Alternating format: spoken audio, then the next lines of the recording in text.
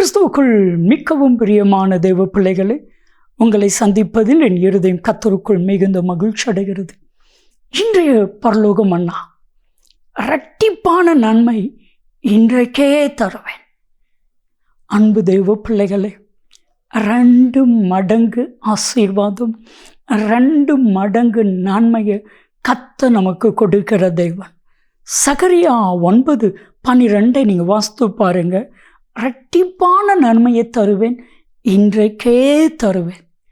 இது வரைக்கும் எவ்வளவு கஷ்டத்தை நீங்கள் அனுபவிச்சிங்களோ அதற்கு சரியாக 2 மடங்கு நன்மையை, 2 மடங்கு ஆசீர்வாதத்தை நீங்கள் காண்பீங்க, நீங்கள் பெறுவீங்க. இது நிச்சயம்.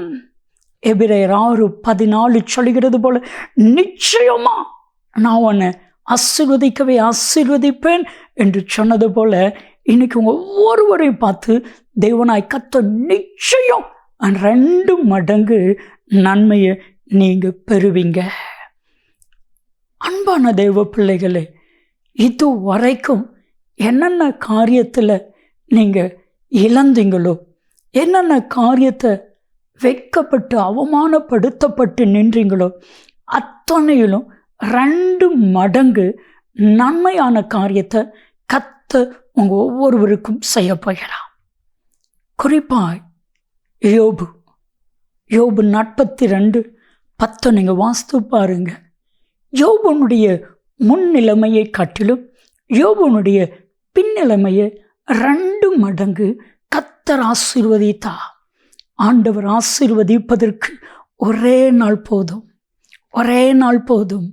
ஒரே நாளில் யோபை 2 மடங்கு ஆசீர்வதித்தான். 2 மடங்குன்னா எதையெல்லாம் இழந்தானோ அதையெல்லாம் 2 மடங்கு கர்த்தர் உங்களுக்கு கொடுக்க போகிறார்.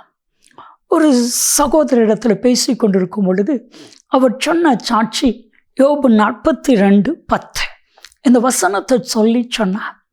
பிரதர், என்னுடைய மகளுடைய திருமணத்திற்காக ஒரு கம்பவுண்டையே நான் இழந்தேன்.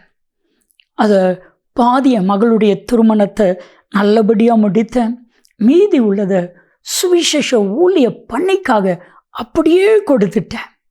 இந்த பணத்தை நான் கொடுக்கும் பொழுது கர்த்தர் என்னோடு கூட பேசின வார்த்தை, 2 மடங்கு நன்மையை நான் உனக்கு கொடுப்பேன்.